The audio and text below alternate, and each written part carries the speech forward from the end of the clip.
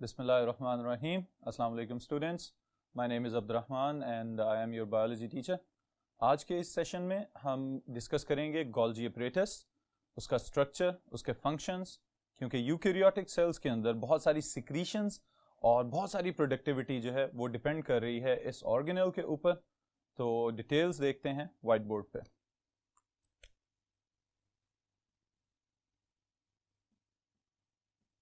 जी students, सबसे पहले हम इसके अपने नाम की बात करेंगे.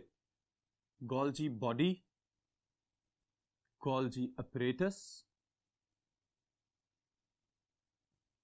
मुख्तलिफ नामों से इसको हम याद रख सकते हैं. ओके, अब जो इसका नाम है ये इसके डिस्कवरर की वजह से इसका ये नाम रखा गया है. The name of the scientist was Camillo Golgi. Camillo Golgi चूंकि इसको डिस्कवर करने वाला है तो उसी के नाम पे इस ऑर्गेनेल का नाम भी रख दिया गया है गोल्जी अपरेटस. ओके, इसका जो स्ट्रक्चर है वो बड़ा स्पेसिफिक और यूनिक सा स्ट्रक्चर है. गोल्जी ने जब इसको डिस्कवर किया तो इसको बस कुछ फ्लैटेंड और फोल्डेड मेम्ब्रेन्स नजर आई जो कि थोड़ी सी डेंस थी और डार्क कलर की थी और मौजूद ये एंडोप्लाज्मिक पार्ट में थी.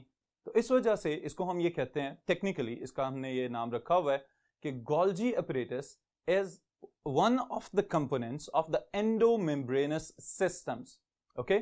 Endomembranous systems में क्या क्या चीजें शामिल होती हैं? इसके अंदर हम न्यूक्लियर एनवेलप को शामिल करते हैं, इसके अंदर एंडोप्लाज्मिक रेटिकुलम को शामिल किया जा सकता है जो भी हमने प्रीवियस लेक्चर में देखा था, और ये थर्ड कंपोनेंट है गोल्जी apparatus जो कि थर्ड कंपोनेंट बनेगा एंडोमेम्ब्रेनस सिस्टम का. ओके, सो इसकी अगर मॉर्फोलॉजी की बात करें हम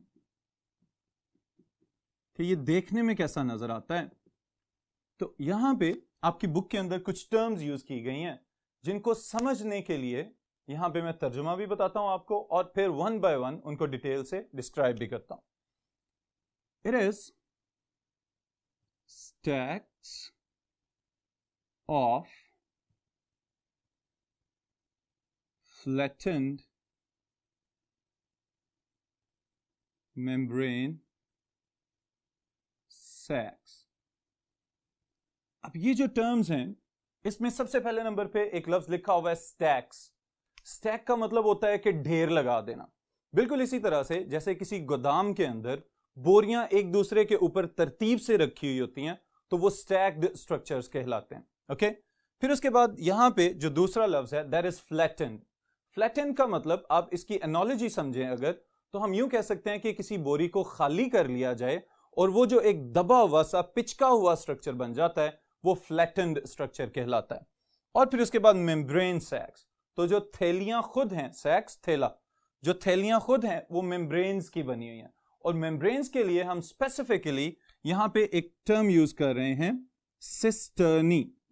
ऑलराइट स्टूडेंट्स, आपका क्या ख्याल है कि ये टर्म कहीं और हम पहले पढ़ चुके हुए हैं? Yes, exactly. सिस्टर्नी हम स्पेसिफाई करते हैं the name of the membrane of the endoplasmic reticulum. Okay, लेकिन गोल्जी बॉडी चूंकि खुद डिराइव ही स्मूथ एंडोप्लाज्मिक रेटिकुलम के वेसिकल से हो रहा है तो हम ये कह सकते हैं कि सिस्टर्नी ही गोल्जी बॉडी की मेम्ब्रेन है. केमिकल नेचर इसकी, they are made up of phospholipids, और फिर उसके साथ ही साथ जो स्ट्रक्चरल कंपोजिशन है वो फॉस्फोलिपिड बाइलेयर है, 2 लेयर्स पे मुश्तमिल है. ऑलराइट, अब जो सिस्टर्नी है इसके साथ समटाइम्स एक और डिफरेंशिएशन पॉइंट हमारे ज़हन में आता है कि कुछ किताबों में कुछ जगहों पे लिखा होता है कि गोल्जी अपरेटस, और साथ ही थोड़ी देर के बाद डिस्क्रिप्शन में जैसे आपकी किताब में भी लिखा हुआ है गोल्जी कम्प्लेक्स. तो is there any difference between Golgi apparatus and Golgi complex, और they are the same terms for the same structure?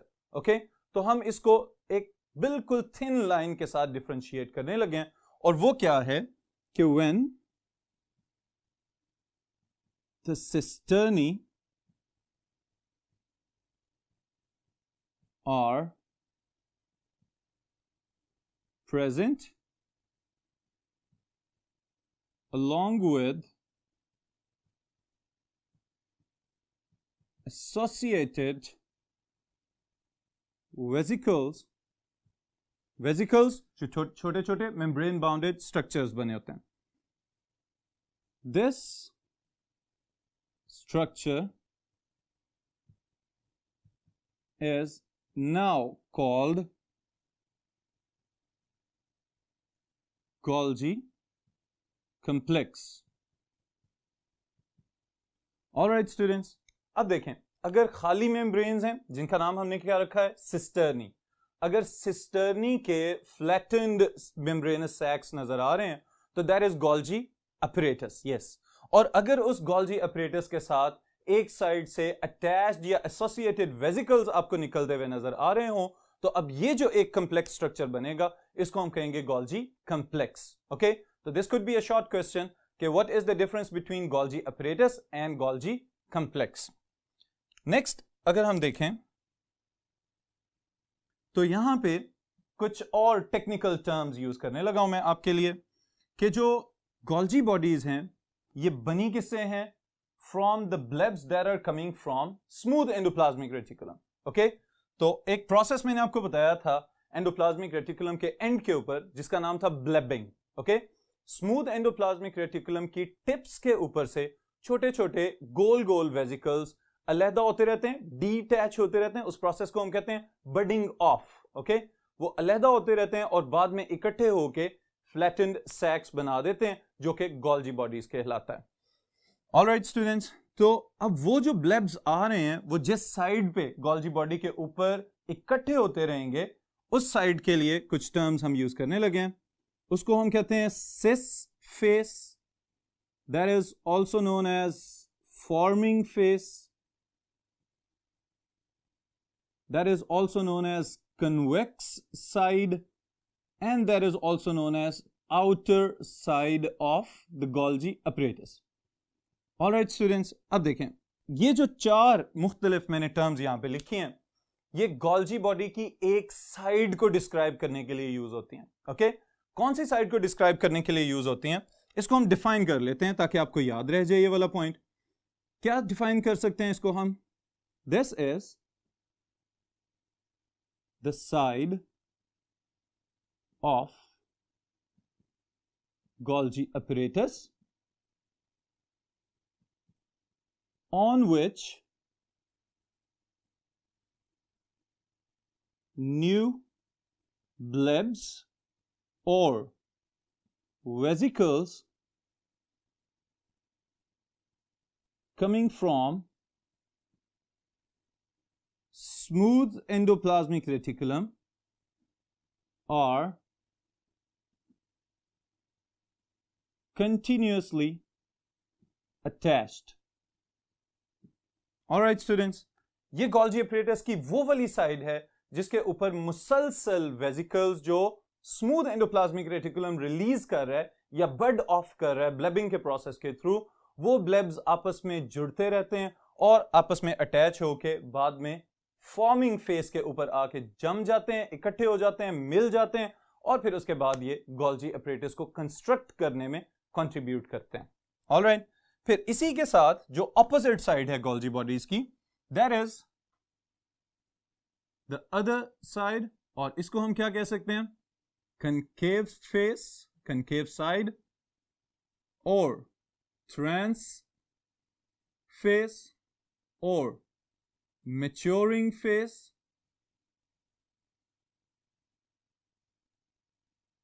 और इनर साइड भी इसके साथ ही शामिल कर लेते हैं, इनर फेस।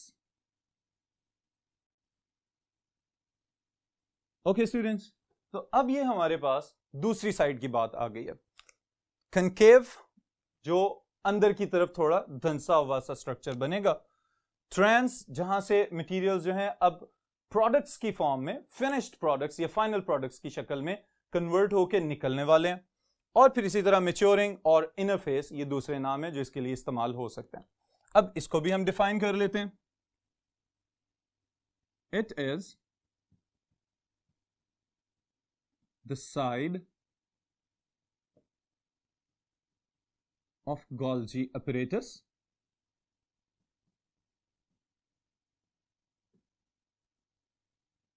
from which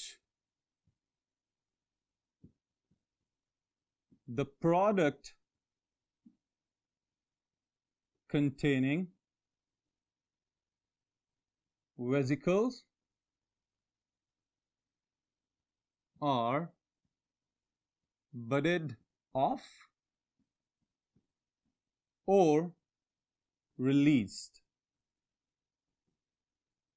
ये गोल्जी बॉडी की वो साइड है कि जहां पे बहुत सारे मटेरियल्स जो स्मूथ एंडोप्लाज्मिक रेटिकुलम और रफ एंडोप्लाज्मिक रेटिकुलम से ट्रेवल करते हुए वेसिकल्स के जरिए इसकी फॉर्मिंग फेज पे पहुंचे थे, वो चूंकि अभी अपनी इमैच्योर स्टेज में थे, उनको बहुत सारी पोस्ट ट्रांसलेशनल चेंजेस के जरिए मैच्योर किया गया और मैच्योर करने के बाद फिर उनको फिनिश्ड और फाइनलाइज्ड प्रोडक्ट्स में कन्वर्ट किया गया और फिर उनको पैक करके वेसिकल्स के अंदर यहां से बाहर निकाल दिया गया. तो ये वाली साइड जहां से फिनिश्ड प्रोडक्ट्स रिलीज हो रहे हैं, that is known as the maturing phase, और बाकी नाम यहां पे लिखे हुए हैं कनकेव और इनर साइड और the trans side of the Golgi apparatus. Alright students, ये अभी तक हमने सिर्फ इसके स्ट्रक्चर की बात की है. अब अगर हम जरा आ जाएं फंक्शंस की जानिब, ओके, तो Golgi body it is performing very very important function inside the cell, और वो फंक्शंस क्या हैं उनको एनलिस्ट करते हैं और फिर उसके बाद हम इनको डिटेल से डिस्कस करते हैं. Functions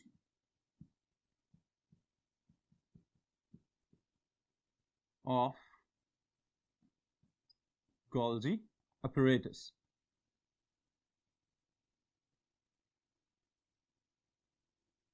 Okay, the first thing, अब जरा इसको मैं स्ट्रक्चर बना के उसके बाद मैं एक्सप्लेन करने लगा.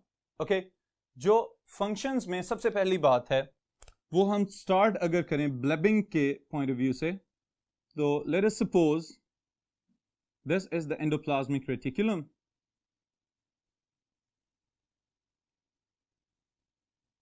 इस एंडोप्लाज्मिक रेटिकुलम के किनारों से ब्लेबिंग हो रही है. ओके, ब्लेबिंग, ये जो वेसिकल्स बन के रिलीज हो रहे हैं. अब ये जो वेसिकल्स बन के रिलीज होते जा रहे हैं, इन वेसिकल्स ने आपस में फ्यूज होना है और इनकी फ्यूजन की वजह से बाद में गोल्जी अपरेटस हमें बनता हुआ नजर आएगा और इसकी मेम्ब्रेन का नाम सिस्टर्नी. ओके, अब ये जो गोल्जी अपरेटस बना है यहां पे, ये जो डिफरेंट हमने स्टैक्ड स्ट्रक्चर्स यहां पे शो किए हैं, इन स्ट्रक्चर के अंदर अपने बहुत सारे एंजाइम्स हैं जहां पे डिफरेंट टाइप्स के जो मेटाबॉलिक प्रोडक्ट्स हैं और मेटाबॉलिक इंटरमीडिएट्स हैं उनको बनाया जाता है और फिर उनको फाइनल प्रोडक्ट्स में कन्वर्ट कर दिया जाता है. फिर यहां पे जो इनके टर्मिनल्स हैं, इनमें से कुछ वेसिकल्स रिलीज होते हुए या बर्ड ऑफ होते हुए नजर आ सकते हैं. ऑलराइट स्टूडेंट्स, अब ये एक बिल्कुल बेसिक सा स्ट्रक्चर में बना के आपको बताने लगा. One of the most important functions is secretions. Alright students, तो पहला फंक्शन इसका, इसी को हम मेंशन करते हैं यहां पे, जिसकी वजह से गोल्जी अपरेटस इतना ज्यादा सिग्निफिकेंट है यूकैरियोटिक सेल्स के अंदर. ओके, ऑलराइट स्टूडेंट्स, यहां पे एक नई बात मैं आपको बताने लगा हूं, और ये क्या है कि हमारी बॉडी का जो इम्यून सिस्टम है उसमें एक बहुत इंपॉर्टेंट फैक्टर है, there are the antibodies. Okay, अब ये जो एंटीबॉडीज हैं, they are what in chemical nature, they are proteins. Okay, proteins जितनी भी हैं ये सब की सब सेल्स के अंदर राइबोसोम्स बनाते हैं. और प्रीवियस सेशन में मैंने आपको बताया था कि जो राइबोसोम्स हैं, जो भी प्रोटीन्स बनाते हैं, वो एंडोप्लाज्मिक रेटिकुलम के ल्यूमेन में भेज देते हैं. वहां से वो ट्रेवल करते हुए पहुंच जाती हैं इनके ब्लेब्स में, और उन इमेच्योर प्रोटीन्स को बाद में गोल्जी बॉडीज जो हैं ये प्रोसेस करते हैं और फिर उनको उसके फिनिश्ड फॉर्म में कन्वर्ट कर देते हैं. अगर एंजाइम्स बनाने हो तो वो पोस्ट ट्रांसलेशनल चेंजेस के थ्रू एंजाइम्स में कन्वर्ट कर दिए जाएंगे. अगर एंटीबॉडीज बनानी है तो उसको एंटीबॉडीज में कन्वर्ट किया जाएगा. अगर कोई और हार्मोनल सिक्रीशन प्रोड्यूस करनी है तो उसको फिर हार्मोन्स की फॉर्म में कन्वर्ट कर दिया जाएगा. ये एक जनरल सी एग्जांपल मैं आपको बता रहा हूं पोस्ट ट्रांसलेशनल चेंज की. अब जो बात यहां पे मैं आपको बताने लगा था वो ये है कि वो वाइट ब्लड सेल्स जिन्होंने एंटीबॉडीज प्रोड्यूस करनी होती हैं ताकि हमारी बॉडी मुसलसल हमें बहुत सारे जर्म्स और बहुत सारे इन्फेक्शन से बचा सके, तो वो antibody producing white blood cells they have more Golgi apparatus or Golgi complex systems in their cytoplasm as compared to non-secreting cells. Okay? जिन सेल्स ने ज्यादा सिक्रीशंस प्रोड्यूस करनी है उनके पास ज्यादा गोल्जी बॉडीज होंगे, और जिनके पास सिक्रीशंस निस्बतन कम होती हैं उनके अंदर गोल्जी बॉडीज की तादाद भी कम होगी. ऑलराइट स्टूडेंट्स, सो सबसे पहला काम सिक्रीशंस. फिर दूसरे नंबर पे sorting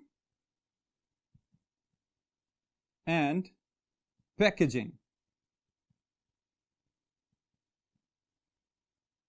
Sorting and packaging, sort out करना, तरतीब लगा देना. ओके, यहां पे sorting से मुराद क्या है?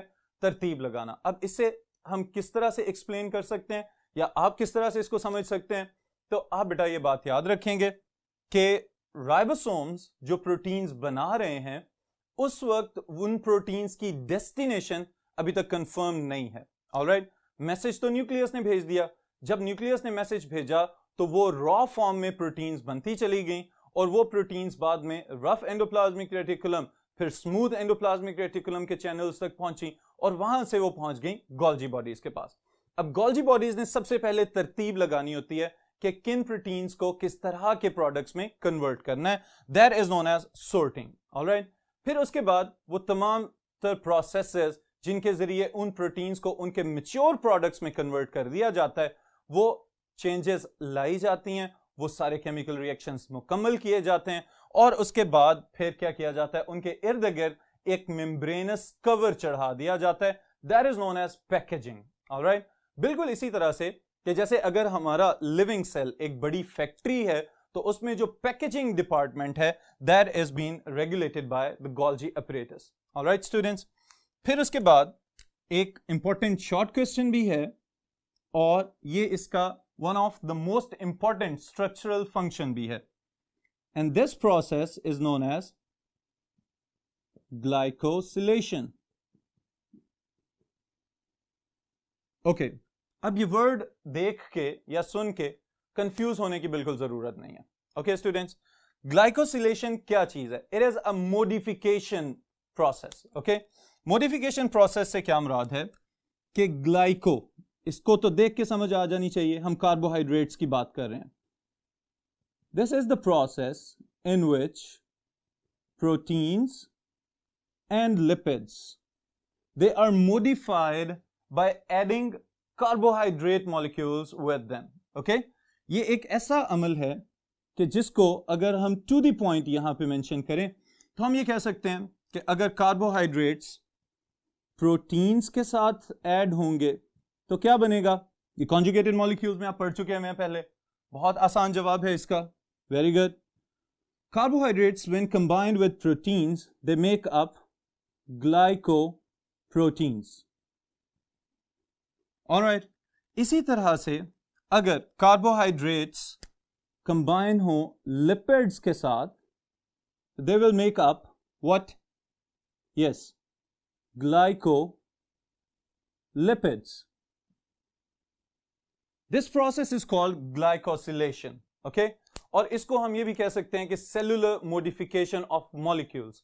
जो सिंपल ऑर्गेनिक मॉलिक्यूल्स है प्रोटीन्स और लिपिड्स की फॉर्म में, गोल्जी बॉडीज क्या कर रहा है? कार्बोहाइड्रेट्स को उनके साथ कंबाइन कर रहा है और कार्बोहाइड्रेट्स प्रोटीन्स के साथ कंबाइन होंगे तो it will make up glycoproteins, और अगर कार्बोहाइड्रेट्स लिपिड्स के साथ कंबाइन होंगे तो they will make up glycolipids. In molecules को बाद में फिर बहुत सारे स्ट्रक्चर्स बनाने के लिए इस्तेमाल किया जा सकता है. फॉर एग्जांपल, प्लाज्मा मेम्ब्रेन की सरफेस के ऊपर अगर कार्बोहाइड्रेट्स और प्रोटीन्स मौजूद हैं तो उनकी वजह से हम सेल्स की टाइप्स को एक दूसरे से डिस्टिंग्विश कर सकते हैं, आसानी से उनके दरमियान में फर्क जो है उसको समझा जा सकता है. तो this is one of the important function of this modification factor of Golgi bodies. Alright students, इसके बाद हम अभी डिस्कस करते हैं vacuoles.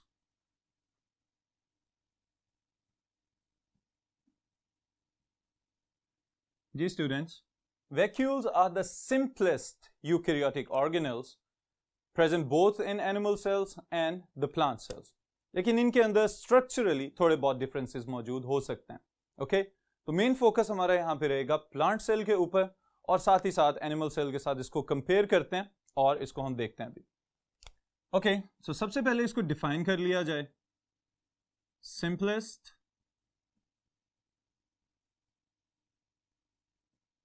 membrane bonded vesicles present in both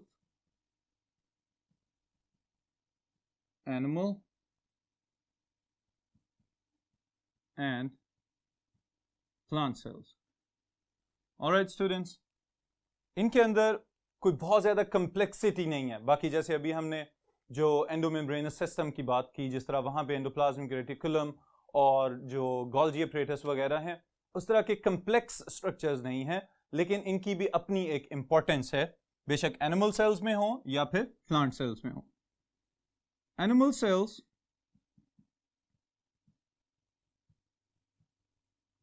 they contain numerous, बहुत सारे स्मॉल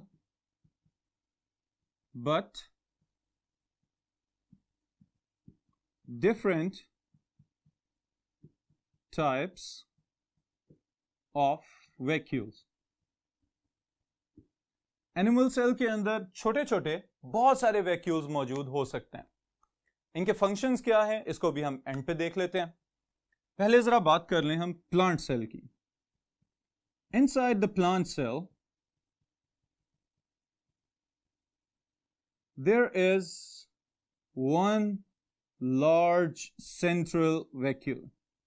एनिमल सेल्स के अंदर तो हमें पता चलता है कि न्यूक्लियस दरमियान में है और बाकी ऑर्गेनल्स जो हैं वो इधर उधर बिखरे हुए नजर आते हैं.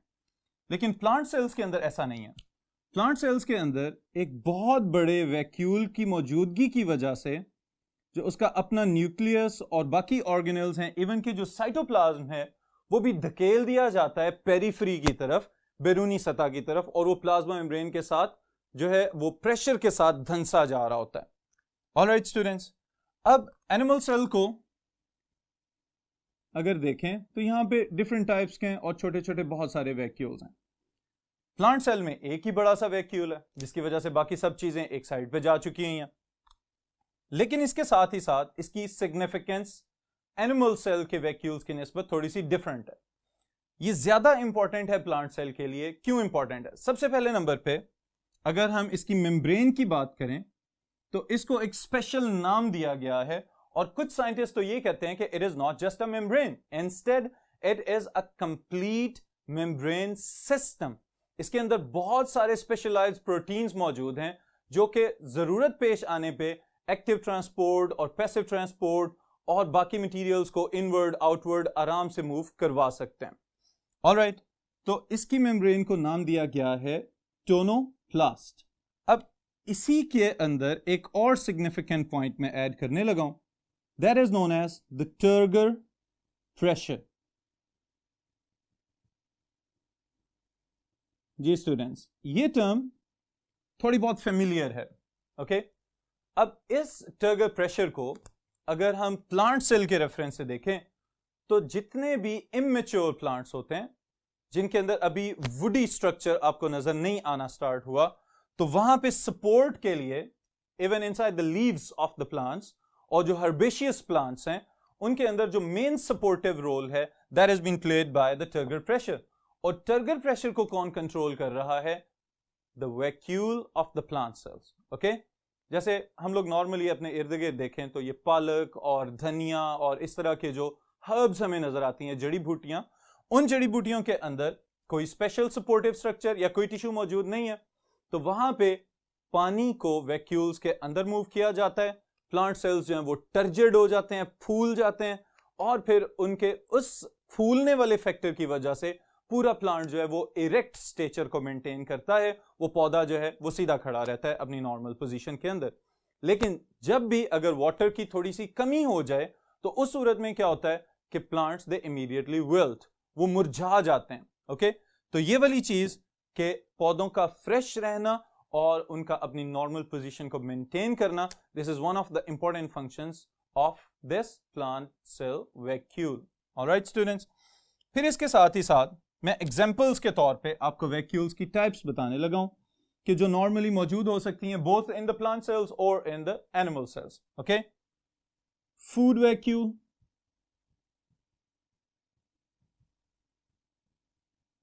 जिसमें खुराक को स्टोर किया जाता है. फिर इसके साथ ही साथ जो सेकंड टाइप है that is contractile vacuole.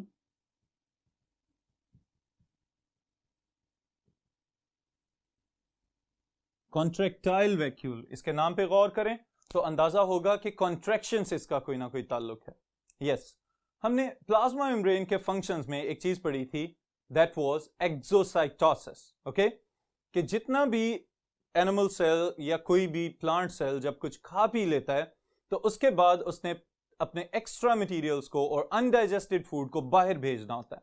Alright students, तो वहां पे कॉन्ट्रैक्टाइल वैक्यूल्स हमें नजर आते हैं. Mostly they can be observed in animal cells. Okay, animal cells के अंदर contractile vacuoles जो हैं वो waste products को और undigested food को लेके travel करते हैं towards the plasma membrane. वहाँ पे इनको pinch किया जाता है, दबा दिया जाता है और उसकी वजह से जो membrane है rupture होती है और जो waste products हैं वो बाहर निकाल दिए जाते हैं. This is the second type, contractile vacuole. All right. फिर इसके बाद students, the third one is lysosomes. They are also known as the digestive vacuoles. Okay, इनके अंदर खुराक के पार्टिकल्स को एंजाइम एक्शन के थ्रू डाइजेस्ट किया जाता है और ये डाइजेशन सेलुलर डाइजेशन कहलाती है.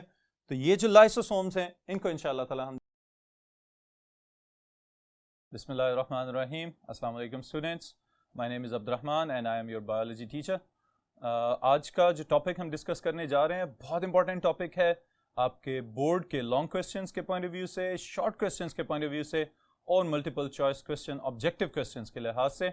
इसका नाम है लाइसोसोम्स, चैप्टर 4 का one of the most important topic. Okay, so details देखते हैं बोर्ड के ऊपर.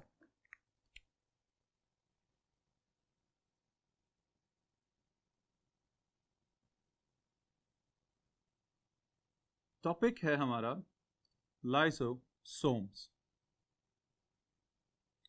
जी स्टूडेंट्स, अब ये प्रीवियसली कुछ थोड़ा बहुत इसका हम जरा बैकग्राउंड अगर देखें तो सबसे पहले एक चीज हमने प्लाज्मा मेम्ब्रेन के फंक्शंस में पढ़ी थी जिसका नाम था फेगोसाइटोसिस. ओके, कोई डिफाइन कर सकता है इस प्रोसेस को? Phagocytosis. Yes, phagocytosis is the process of engulfing the food. खुराक को निगलने का जो अमल है that is known as phagocytosis.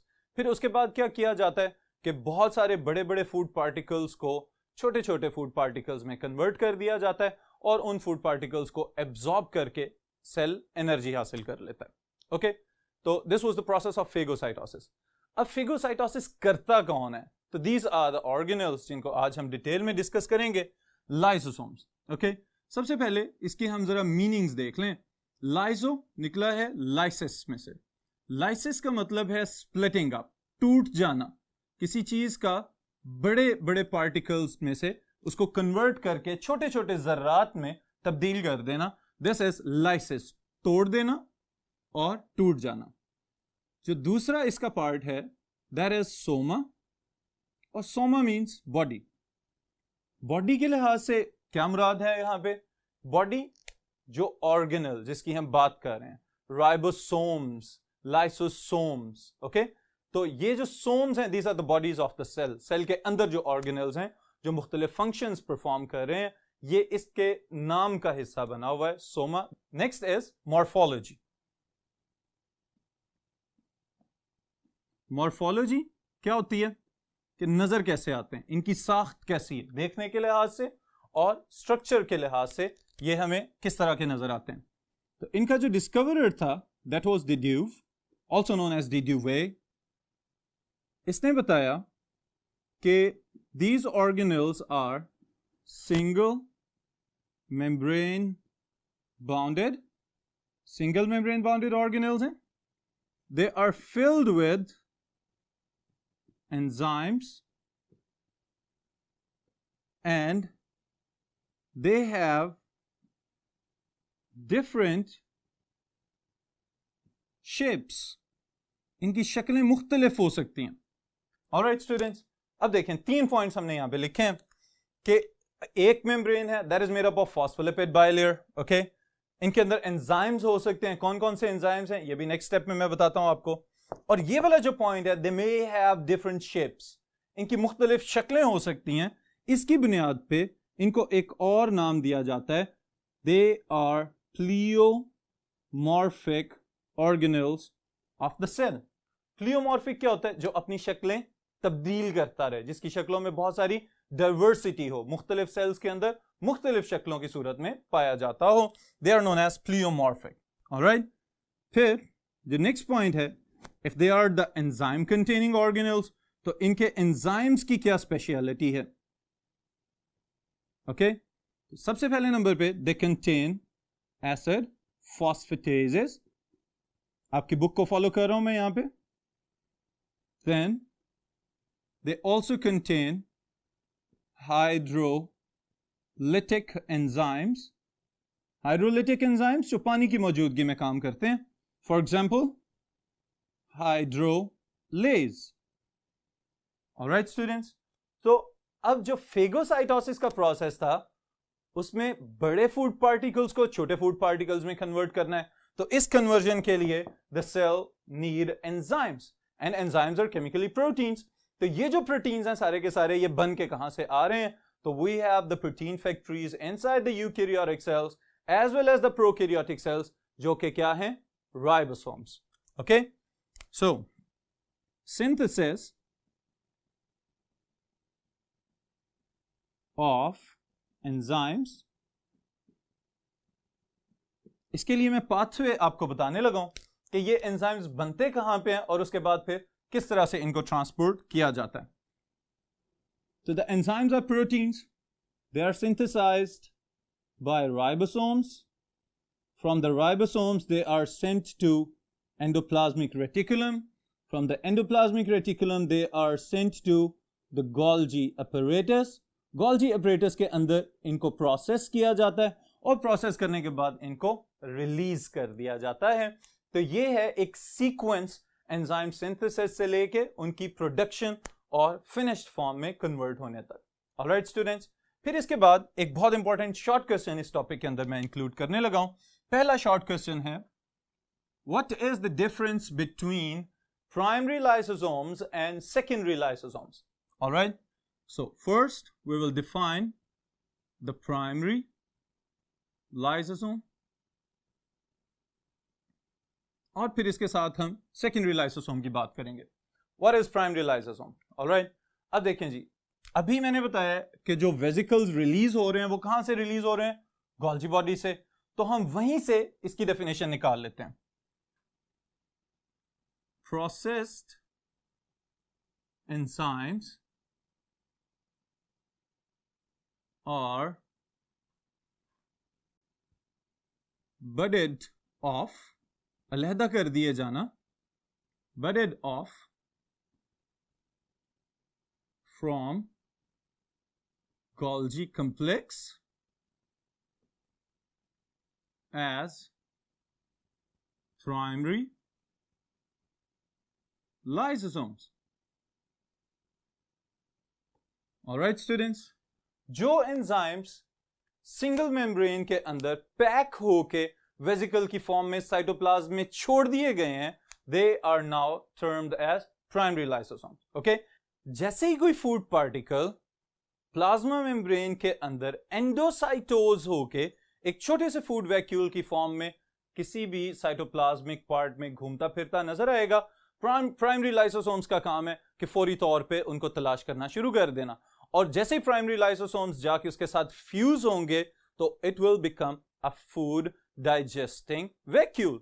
अब ये जो फूड डाइजेस्टिंग वैक्यूल है इसको हम दूसरा नाम दे देते हैं, और जो हमारे शॉर्ट क्वेश्चन का सेकंड पार्ट है that is secondary lysosome.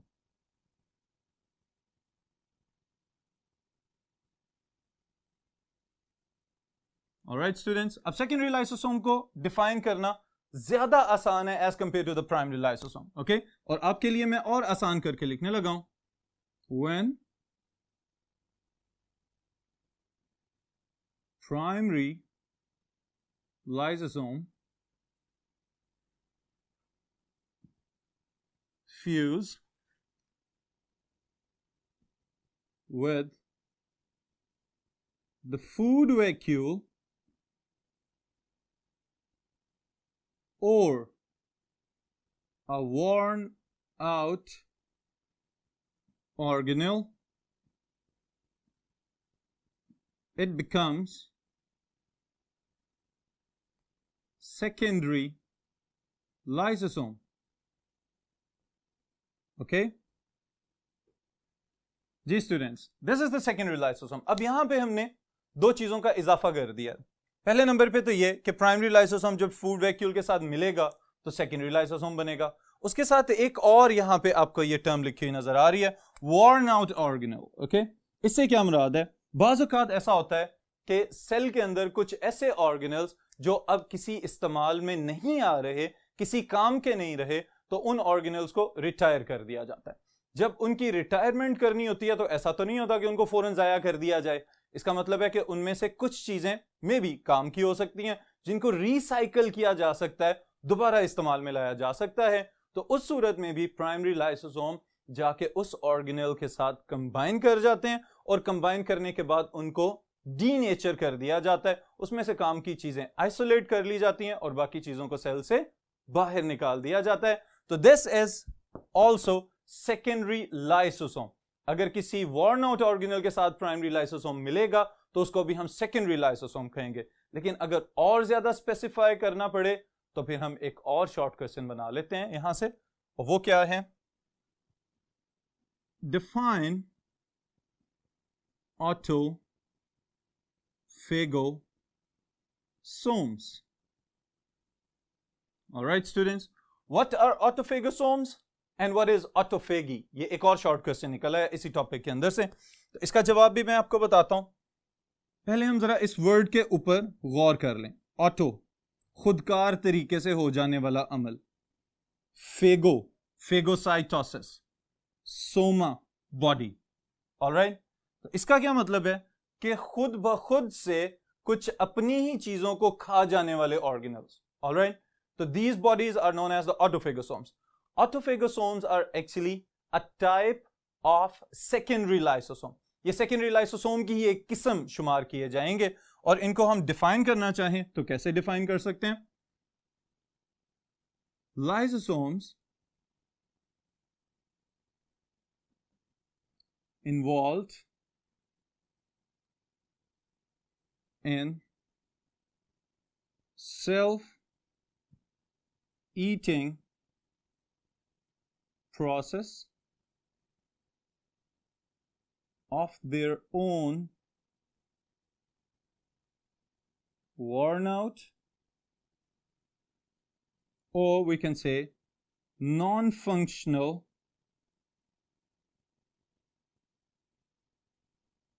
organelles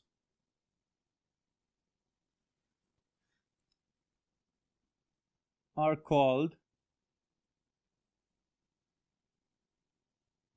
autophagosomes, and the whole process of self-eating is called autophagy। Self eating. Okay, अब इसमें से मैं दो वर्ड्स को अलग-अलग से हाईलाइट करने लगा हूं। पहले नंबर पे तो हमारे पास है autophagy. Autophagy is what? Self eating process. Okay, फिर उसके बाद दूसरे नंबर पे यहां पे वॉर्न आउट और नॉन फंक्शनल। ओके स्टूडेंट्स, अब ऐसा भी हो सकता है कि कुछ ऑर्गेनेल्स जब से सेल माइटोसिस के थ्रू पैदा हो के काम करना शुरू करता है तो कुछ ऑर्गेनेल्स दरमियान में उसका साथ छोड़ जाएं, वो काम करना ही खत्म कर दें, और सेल को ऐसे ऑर्गेनेल्स की जरूरत नहीं होती। जब सेल को ऐसे ऑर्गेनेल्स की जरूरत नहीं है तो वहां पे वो स्पेस और वो एनर्जी जाया नहीं करता। तो उसके लिए क्या किया जाता है? प्राइमरी लाइसोसोम्स को मैसेज दे के वहां पे भेजा जाता है। प्राइमरी लाइसोसोम उसको एनगल्फ करता है, निगल लेता है, और निगलने के बाद एंजाइम एक्टिविटी के थ्रू उस बड़े ऑर्गेनेल को छोटे छोटे पार्टिकल्स में कन्वर्ट करके उसमें से यूजफुल एलिमेंट्स को निकाल लिया जाता है। This whole process is called autophagy, और वो स्पेशलाइज्ड सेकेंडरी लाइसोसोम्स जो ये काम करने के लिए जाते हैं, they are known as autophagosomes. Alright students, फिर इसके साथ एक लास्ट पॉइंट मैं ऐड करता हूं यहां पे, and that is what extra cellular digestion. अब एक्स्ट्रा सेल्यूलर डाइजेशन में भी आप लोग इस टर्म से पहले से फेमिलियर हो, लेकिन लाइसोसोम्स के पॉइंट ऑफ व्यू से ये एक इंपॉर्टेंट बात है। और क्या इंपॉर्टेंट बात है कि आमतौर पे ये समझा जाता है कि lysosomes they only work within the cytoplasm, okay, लेकिन इस केस में ऐसा नहीं है। The lysosomes they may release enzymes outside the cell, cell के बाहर भी एंजाइम्स रिलीज कर सकते हैं, और जब एंजाइम सेल से बाहर जाके बड़े फूड पार्टिकल्स को छोटे फूड पार्टिकल्स में कन्वर्ट करें ताकि उनको बाद में जज़ब किया जा सके, एब्जॉर्ब किया जा सके, तो that process is known as extracellular digestion. Okay, मैं इसको डिफाइन करने लगा हूं यहां पे। Lysosomes release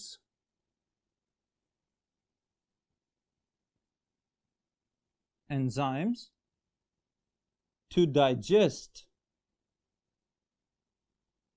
large food particles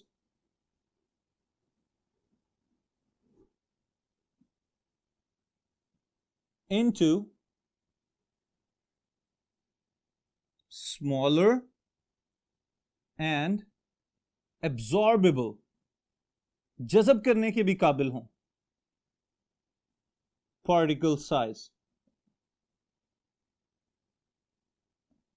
Alright, enzymes cell से बाहर जाके काम करें और फूड पार्टिकल्स को छोटे छोटे पार्टिकल्स में कन्वर्ट कर दिया जाए ताकि वो आराम से प्लाज्मा मेम्ब्रेन के अक्रॉस मूव कर सकें। This is known as extracellular digestion.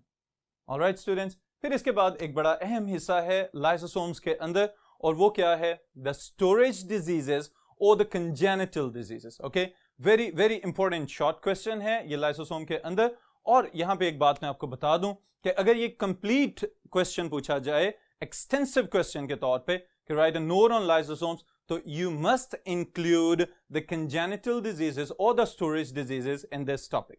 Okay, diseases तक आप लोग लिखेंगे इसको। ऑलराइट, एक्स्ट्रा सेलुलर डाइजेशन के बाद हम नेक्स्ट देख रहे हैं एक important short question that is about the storage diseases. Storage diseases, also known as congenital diseases,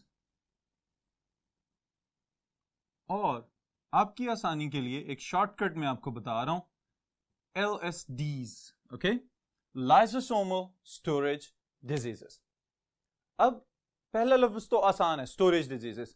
किसी भी पार्टिकल की, किसी ऑर्गेनिक मॉलिक्यूल की बहुत ज्यादा एक्यूमुलेशन हो जाए, अगर वो सेल के अंदर बहुत ज्यादा मिकदार में जमा होना शुरू हो जाए, तो उसकी वजह से जो एबनॉर्मेलिटी आएगी वो स्टोरेज डिजीज कहलाएगी। ऑलराइट, अब स्टोरेज डिजीजेस बाज़ औक़ात पैदाइशी भी हो सकती हैं, ओके, जिनको हम मरूसी या इनहेरिटेड डिजीजेस भी कहते हैं। तो पैदाइशी तौर पे अगर ये बीमारी है तो उसके लिए हम कह रहे हैं कंजेनिटल डिजीजेस। ऑलराइट स्टूडेंट्स, और फिर लाइसोसोमल स्टोरेज डिजीज है, तो इसका मतलब लाइसोसोम्स इन्वॉल्व हैं। लाइसोसोम्स की क्या इन्वॉल्वमेंट है, ये मैं आपको एक छोटा सा यहां पे टिप बताने लगा हूं, और वो क्या है? Mutation. The main cause for the lysosomal storage diseases और the congenital diseases is the mutation. अगर पेरेंट्स के जेनेटिक मटीरियल के अंदर ईदर फ्रॉम द फादर और फ्रॉम द मदर, ओके, वालिद या वालदा का जो डीएनए है, जब उसको फर्दर ट्रांसफर करना है इनटू नेक्स्ट जनरेशन, अगर वहां पे कोई ना कोई छोटा सा जेनेटिक सीक्वेंस डिस्टर्ब हो जाए, और किस चीज का जेनेटिक सीक्वेंस डिस्टर्ब हो? उस एंजाइम का जो लाइसोसोम्स के अंदर आने हैं। तो जब एंजाइम्स नहीं होंगे तो जिस प्रोसेस को उन्होंने कैटालाइज करना था वो प्रोसेस मुकम्मल तौर पे कैटालाइज नहीं किया जा सकेगा। तो जो सबस्ट्रेट है वो आहिस्ता आहिस्ता सेल के अंदर इकट्ठा होना शुरू हो जाता है, और जब वो बहुत ज्यादा मिकदार में इकट्ठा हो जाएगा तो it may result into this disease. Ultimately ये बीमारी हो सकती है जिसको हम कह रहे हैं कंजेनिटल डिजीज। इसकी एग्जांपल्स हम डिस्कस करते हैं वन बाय वन। पहले नंबर पे मैं यहां पे आपको एक पॉइंट लिख के दे रहा हूं म्यूटेशंस के साथ, इसको आप लोग भी नोट कर लें। mutation. What does it mean? Change in DNA. Okay, ये तो इसका मतलब हो गया. What is the relationship of this mutation with the storage diseases? The sequence of genetic material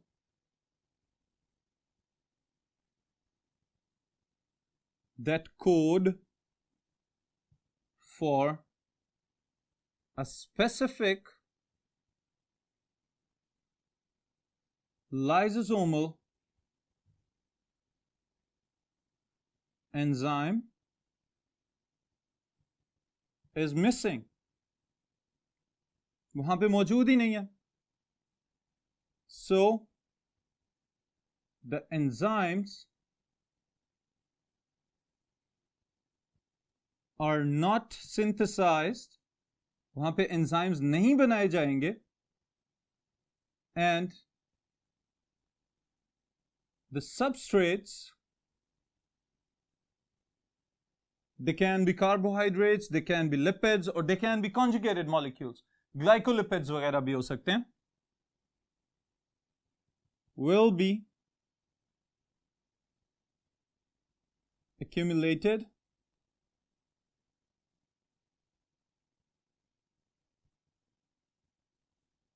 or stored inside the cell.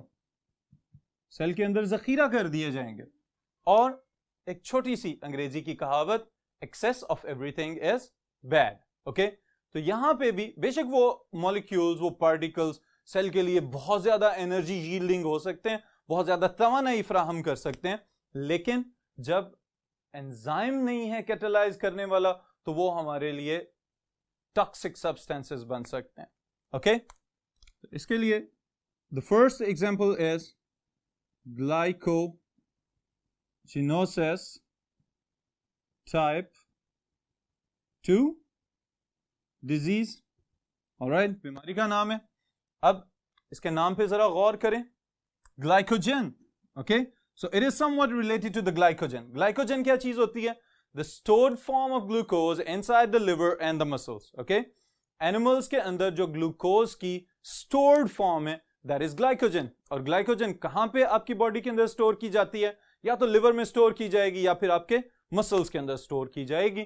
तो ये ग्लाइकोजन अगर जरूरत से ज्यादा स्टोर हो जाए तो उस सूरत में भी प्रॉब्लम हो सकती है. तो समटाइम्स ऐसा होता है कि जो ग्लाइकोजन टू ग्लूकोज कन्वर्ट करने वाला जो एंजाइम यहां पे रिक्वायर्ड है, दैट एंजाइम इज मिसिंग. अब अगर ये एंजाइम यहां पे मौजूद ही नहीं है तो इसका मतलब क्या है कि glycogen will not be converted into glucose. तो ग्लाइकोजन मेम्ब्रेन बाउंडेड वेसिकल्स की फॉर्म में सेल्स के अंदर एक्यूमुलेट होना शुरू हो जाएगा और उस सूरत में ये बीमारी हो सकती है. That is known as glycogenosis type 2. After glycogenosis type 2 disease, the second one is Tay-Sachs disease. दो साइंसदानों के अलग-अलग नाम है ये. टे-सैक्स डिजीज, जिन्होंने इस पे काम किया हुआ है. और वजह क्या होगी? Again the mutation. ओके, ऐसी म्यूटेशन जिसकी वजह से वो एंजाइम जिसने फैटी एसिड्स को या लिपिड्स को ट्रांसफॉर्म करना है किसी और शॉर्ट चेन फैटी एसिड या किसी और सबस्ट्रेट के अंदर, that enzyme is missing. Okay, तो यहां पे इसकी वजह फिजियोलॉजिकली हम क्या लिखेंगे? Accumulation of lipids, or we can say glycolipids. All right students, अब इन लिपिड्स को कन्वर्ट करना या तोड़ना जरूरी है ताकि जो इन्फेंट्स होते हैं, जो शीरखार बच्चे होते हैं, छोटी एज के बच्चे जो होते हैं, उनके नर्व सेल्स जो न्यूरॉन्स हैं वो ग्रो कर सकें और मैच्योर हो सकें. लेकिन जब ये एंजाइम्स मिसिंग होंगे, ये कन्वर्जन प्रोसेसेस कंप्लीट नहीं किए जा सकेंगे, तो उसकी वजह से दीज किड्स, ये जो छोटे बच्चे हैं, दे मे सफर फ्रॉम मेंटल रिटार्डेशन, ऐसा भी हो सकता है कि उनका जहनी तवाजुन ठीक ना रहे, और sometimes it may lead to death of that human being. Okay, उसकी वजह से बीमारी की सूरत में अगर ये प्रोलॉन्ग हो जाए, ये प्रोसेस, एंजाइम्स बिल्कुल नहीं है, ये कन्वर्जन नहीं हो रही, तो ऐसा भी हो सकता है कि उस ह्यूमन बीइंग की बचपन में ही डेथ हो जाए। Alright students, so this was a brief introduction about the storage diseases. आपने चूंकि शॉर्ट क्वेश्चन के लिए प्रिपेयर करना है, तो this whole thing is enough. Alright students, अब ये जो सारे का सारा प्रोसेस हमने देखा है, इसको मैं चाह रहा हूं कि थोड़ा सा और एलेबोरेट कर दूं, ताकि आपके कंसेप्ट जो हैं वो पहले की निस्बत थोड़े से और स्ट्रांग हो जाएं। ओके, तो चलें मैं आपको दिखाता हूं कि ये लाइसोसोम काम किस तरह से कर रहा है। जी स्टूडेंट्स, तो मैं चाह रहा था कि लाइसोसोम्स के अंदर जो एक दो पॉइंट्स, जो टेक्निकल चीजें हमने देखी हैं, वो मैं आपको थोड़ा सा और अच्छे तरीके से दिखा भी दूं और साथ समझा भी दूं। ऑलराइट, पहला पॉइंट इसके अंदर जो एंडोसाइटोसिस, फेगोसाइटोसिस और फिर प्राइमरी और सेकेंडरी लाइसोसोम वाला है वो होगा।